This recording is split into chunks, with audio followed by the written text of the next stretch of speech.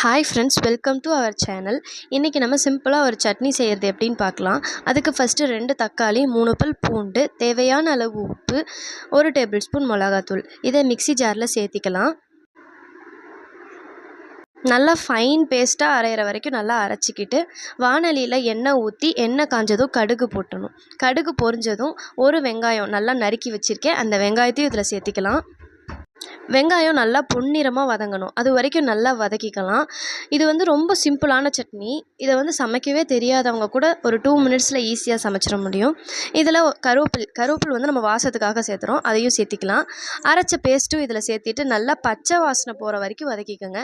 ஏன்னா இதில் நம்ம தக்காளி பச்சையாக சேர்த்திருக்கோம், அதை நம்ம எதுவும் வணக்கலை. அதனால பச்சை வாசனை சுத்தமாக இருக்கக்கூடாது. பச்சை வாசனை இருந்தால் சட்னி டேஸ்ட் நல்லா இருக்காது. அப்புறம் இதில் கொஞ்சம் பெருங்காயத்தூளும் சேர்த்திக்கலாம். சேர்த்திட்டு நல்லா கொதிக்க விடணும். சும்மா ஒரு கொதி வந்தால் போதும். ஒரு கொதி வந்த உடனே இறக்குனீங்கன்னா தக்காளி சட்னி ரெடி. இதை இட்லி, தோசை, பணியாரம் எல்லாத்துக்கும் வச்சு சாப்பிட்லாம்.